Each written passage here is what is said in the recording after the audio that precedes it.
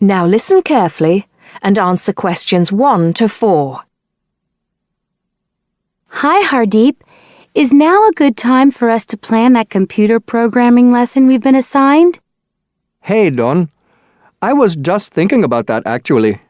Yes, let's get it out of the way now, shall we? I've got the instructions here. So, it says, design a 45-minute lesson for a class of 16 teenagers where they learn how to write a simple computer program in BASIC. Now, I know, of course, that BASIC is the computer language people used to use back in the 1980s when they wrote programs on microcomputers, but I'm not sure I feel very comfortable teaching anyone about it. Well, I did a bit of research yesterday and found out quite a few things, so I think we'll be okay. Great. So, what do you have in mind? Well, I think we should presume that none of the kids will know anything about BASIC. So why don't we start with a short multiple-choice quiz? It could focus on things like what BASIC is, what the letters stand for, when people used it, things like that. That sounds good. I guess it shouldn't take long. Just the first 5 minutes of the lesson, something like that. I don't think we should make the students do it on their own, though. That'd make it too much like a test. Shall we let them do it in twos so they can discuss their choices? Yes, good idea. Then we'll go through the answers with them as a whole group. Good. What next? Well, I've had an idea for the program they could write. I'll tell you about that in a minute. I think the key thing is, though, that before they actually sit at their computers, and I think we should presume that they're doing this lesson in a computer room, they make a flow chart of what they want the program to do.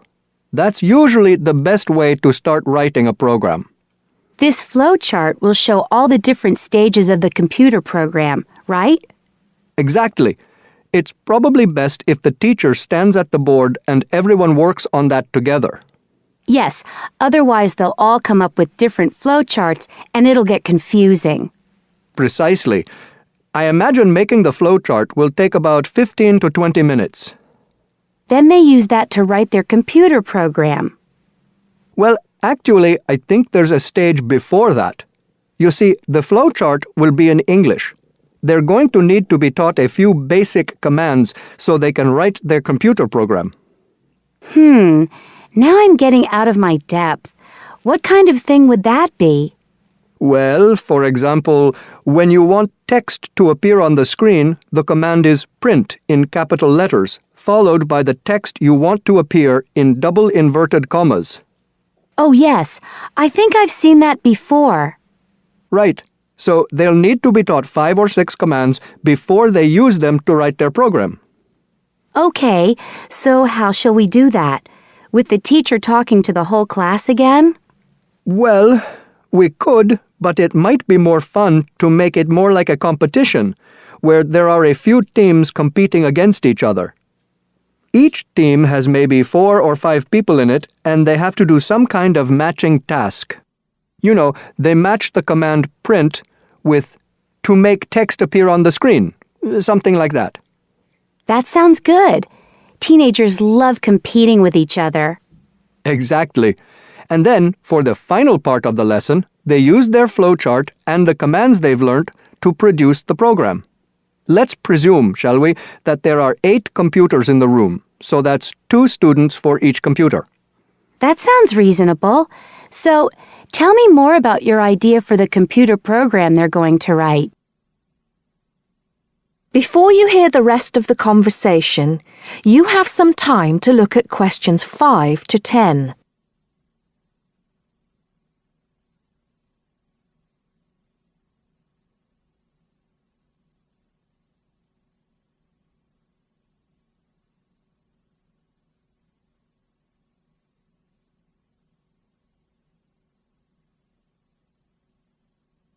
Now listen and answer questions 5 to 10.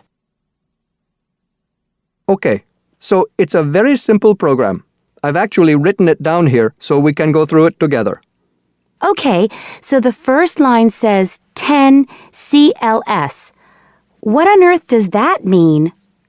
Well, every line of a basic computer program starts with a number. They usually go up in tens, so the first line is 10, the second 20, and so on. And CLS is the command we use in BASIC to clear the screen. Oh, I see. So that's just telling the computer to start with a blank screen. Exactly. Then we move on to the next line. So this one says 20, print, guess a number between 1 and 10. Right, I see. That appears on the screen. It's not that difficult, is it, when you get the hang of it? Let's see if I can work out the next one. 30, input I. Oh, not sure about that. Well, all that's saying is that the person playing types in a number. Input is the basic command for type in, and I just means any number you like. Oh, okay. Then what happens next depends on what the number is. So we've got 40 if I is less than 1, or if I is greater than 10. Then print. Bad choice. Right. So if they type, say, 0 or 11, that appears on the screen. Exactly. And then this next line takes them back to where it asks them to type in a number between 1 and 10. That's line 50. I see. And line 60 says, if I equals 6, then print. Correct. Ah, okay. So if they've typed 6, they've got it right. And if they haven't typed 6, which is the next line, then try again comes up on the screen, and that takes them back to where they choose another number. It's clever. Well done.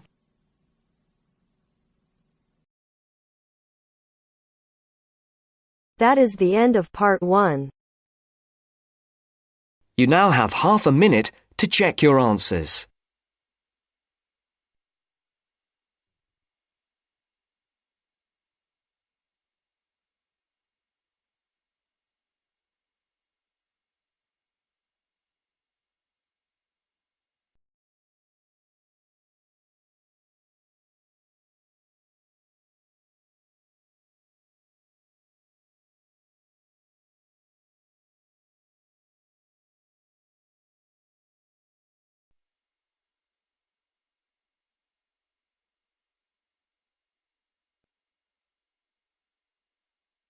Now turns to part 2. Part 2. Zoe goes to talk to her academic advisor. First, look at questions 11 to 14.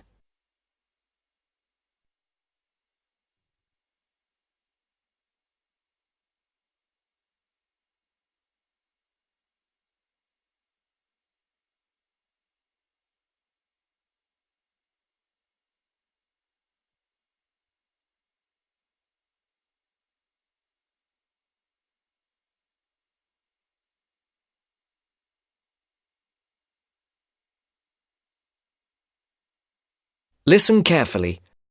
How are you getting on, Zoe? Feeling at home yet? Well, more or less. There are still some things I need to buy, and I haven't found my way to all the facilities yet, but I really love the campus, and I've already made a few friends. Fantastic. Now let's see what we can do to get your studies off to the right start too. You're on the foundation course, so you can take up to 8 modules.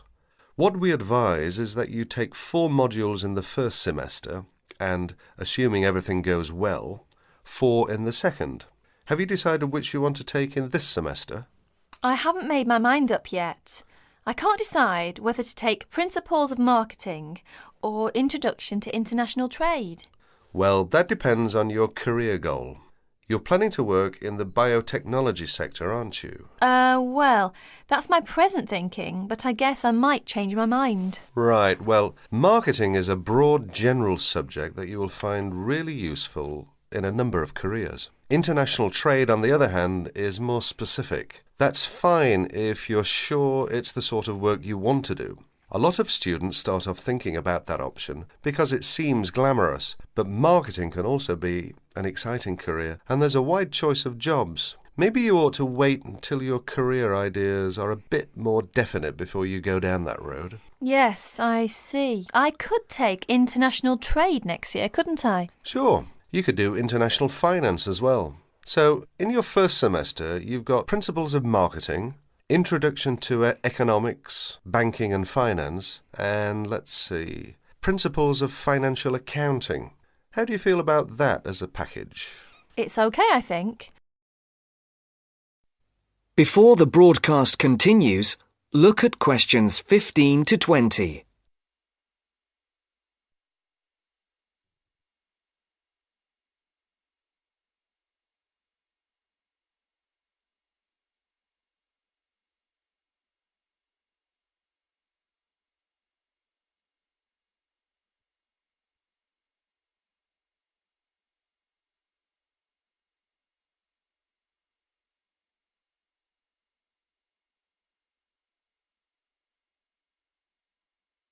You will now listen to the second part of the talk. But I'm a bit worried about the maths. There'll be some statistics to do, won't there? Basic statistics, yes, but nothing more difficult than your last year of school maths. I know, but our maths syllabus was a bit old-fashioned. Mostly algebra, geometry, trigonometry and stuff, hardly any stats. Right, well, it sounds as if you could do with the maths brush-up course. Can I arrange for you to attend just the classes on statistics, if you like? That'd be great. I didn't want to do the whole of maths again, but the stats classes would make me feel much more confident, thanks. Hang on a minute, there's one more thing. Your English. Now, you know you have to reach a satisfactory standard in English by the end of your first year to be allowed to go on to the main BSc course. Yeah, now I'm in an English-speaking environment and I have to speak English all the time. I'm sure I'll be all right. It certainly helps, but speaking isn't everything. You'll have to get your reading up to the standards where you can understand the books on your course reading list quickly. To get the information and ideas, you need to write your essays. That means you have to develop a high level of comprehension skills. You'll never get through the course material if you try to read the books intensively from cover to cover. That's why our language skills development program gives you a series of graded academic texts to study and answer questions on a limited time. You'll probably find it hard at first, having to work against the clock without a dictionary. How can I improve my skimming and scanning skills? Good question. For that, you'll have to do a range of specially designed exercises. Sometimes these will be from a transparency, because it is often how the lecture material is presented. Sometimes I think I'll never learn all the vocabulary. English is such an enormous language. I know what you mean. English is the biggest language ever, at least 350,000 words. Even Winston Churchill only knew 60,000, so they say. But as an academic student, you can get a lot of help from the academic word list by Avril Coxhead of Victoria University. That's in Wellington, New Zealand. I've studied word lists, of course, but how does this one help? The academic word list is based on a survey of 3.5 million words of academic text. It contains 570 families of the words most commonly found in academic texts. Well, that's apart from the 2,000 most useful words in English. They come in a separate list. You can see copies of both in the library. You said word families. Do you mean words that are similar? In a way, yes. It means that all the different grammatical forms of a word are listed together, so you can see the nouns, verbs, adjectives, forms with prefixes and suffixes and so forth. It'll be clearer when you look at it. Anyway, Avril Coxhead gives you really great hints about how to learn the words, so it shouldn't be too daunting.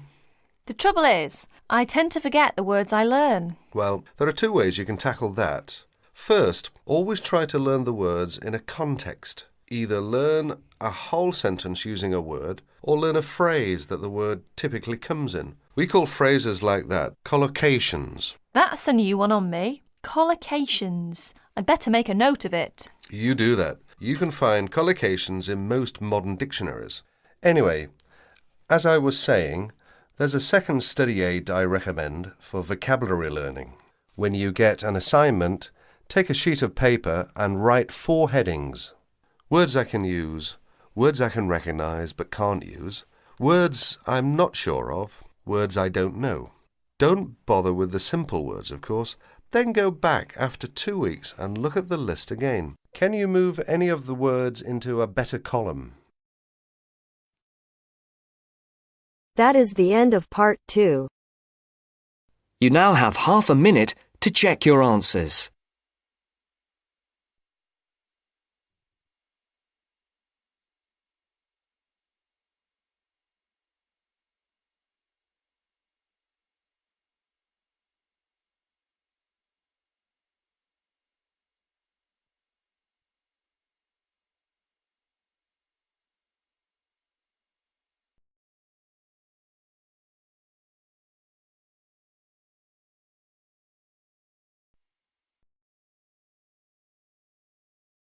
Now turns to part 3. Part 3. You'll hear two students discussing a survey they have to write as an assignment. First, you have some time to look at questions 21 to 26.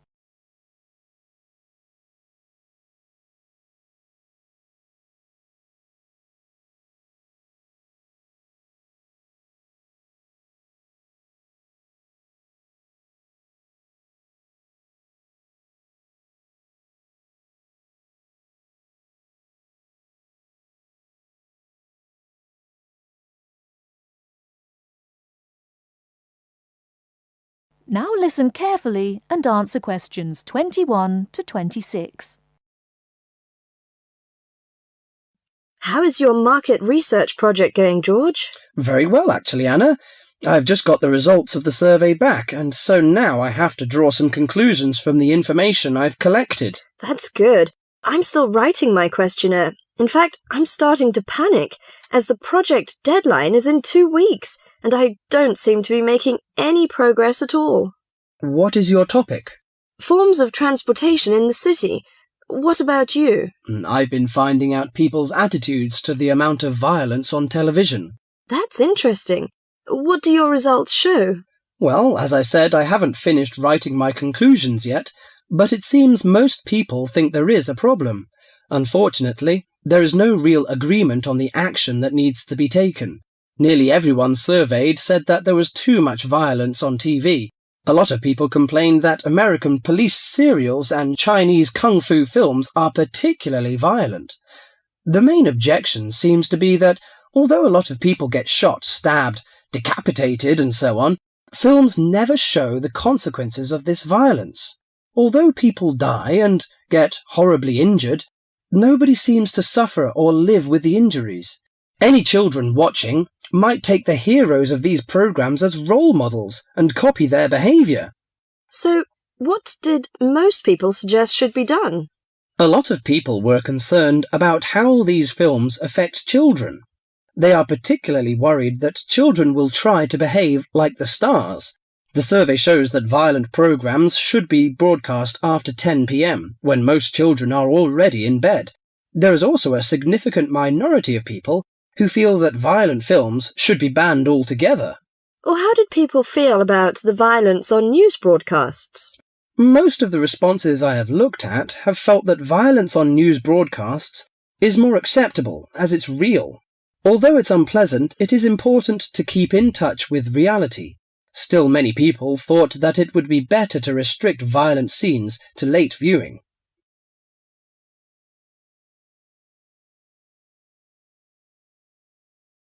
Before you hear the rest of the talk, you have some time to look at questions 27 to 30.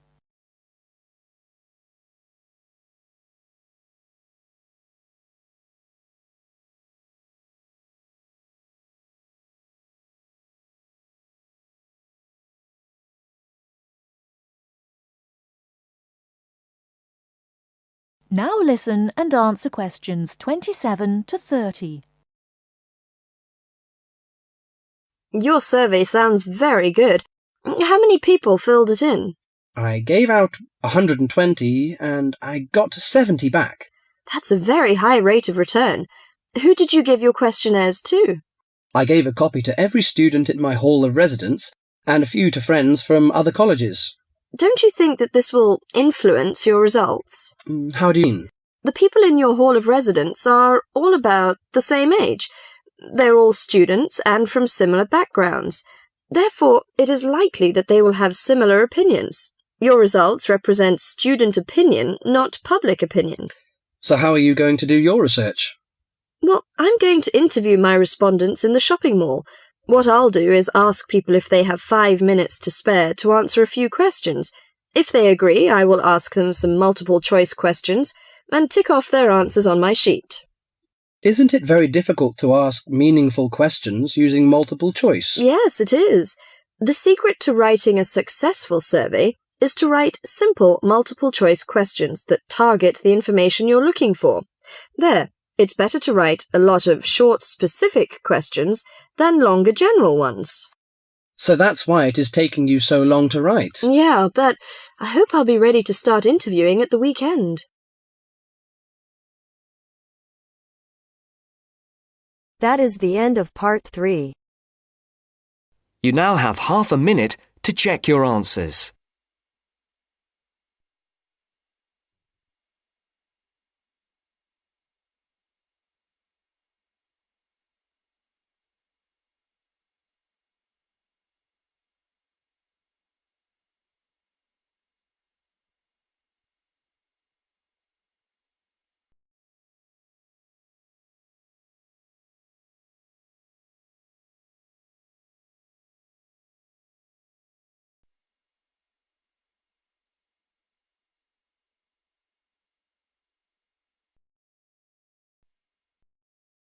Now turns to part 4.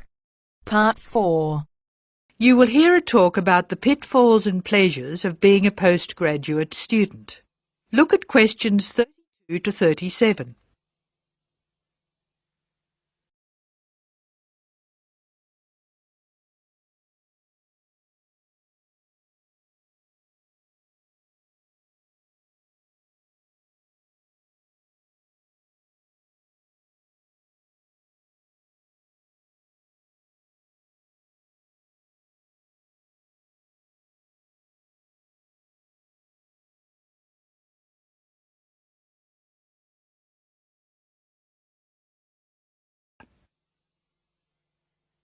Postgraduates are about as easy to define as catching steam in a bucket. Courses can be vocational, for training, as research, as a preparation for research, or a combination of these. Also, you can choose between full-time and part-time. Increasingly, the approach to postgraduate study is becoming modular. The vast majority of postgraduates are doing short, taught courses, many of which provide specific vocational training. Indeed, there has been a 400% increase in postgraduate numbers in Britain over the past 20 years. Current figures stand at just under 400,000. People undertake postgraduate study for many reasons. These may be academic, intellectual challenge, development of knowledge; vocational, training for a specific career goal; or only vague, drifting into further study. It is essential that you determine the reasons you want to become a postgraduate. If you have clear goals and reasons for studying, this will enhance your learning experience and help you to remain focused and motivated throughout your course. Where you study should be based on much more than the course you want to do. For some courses, you're likely to be there for several years, and it is important that you are happy living there. Check also what type of accommodation is available and whether the institution provides any housing specifically for postgraduates. Choosing an institution and department is a difficult process. To determine quality, do not rely on the reputation of an institution, but find out what the ratings are from the most recent assessment exercises. Find out about the staff, their reputation, competence, enthusiasm, and friendliness. Visit the department if possible and talk to existing postgraduates about their experience, satisfaction, comments, and complaints. Be very careful to check how they feel about their supervisors. Also, check what facilities are available, both at an institutional level, for example libraries, laboratory and computing facilities, and in the department, for example, study room, desk, photocopying, secretarial support, etc. Everyone will have their own priorities here. I am always anxious to check the computer support available. and regard it as slightly more important than library access. Your working environment and the support available to you plays an essential part in making your work as a postgraduate a positive experience. Life as a postgraduate can be very different to your other experiences of education. Things that can distinguish your experience are the level of study, independence of working, intensity of the course, the demands on your time, and often the fact that you're older than the majority of students. These factors can contribute to making you feel isolated. However, there are several ways you can make sure that this is either short-lived or does not happen at all. Many student unions have postgraduate societies that organise social events and may also provide representation for postgraduates to both the student union and the institution. Departments can also help to create a sense of identity and community, and often have discussion groups available.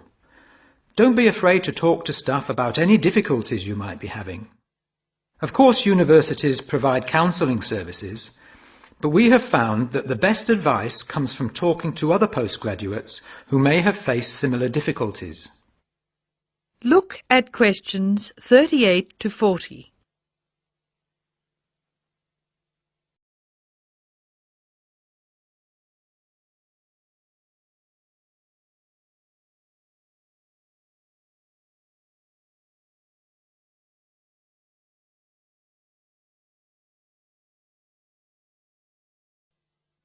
Financial planning is essential, since the government excludes postgraduates from student loans, and it can be difficult to maintain your student status with banks.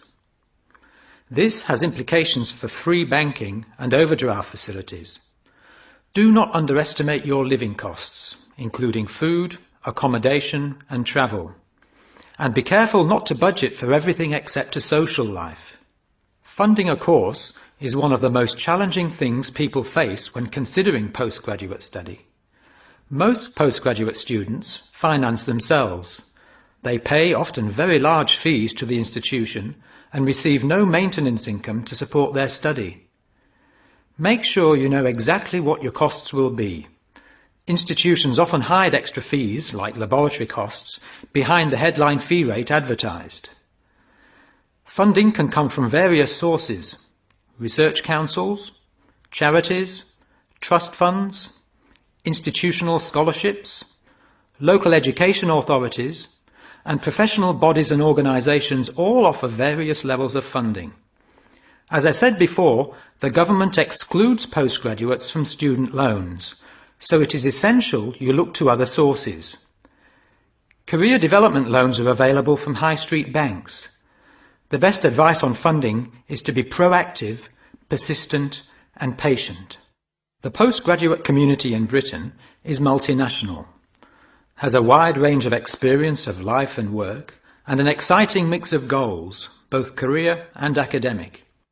Being a postgraduate student should be a productive and fulfilling thing to do, and you will become part of a diverse and motivated social group. That is the end of part 4.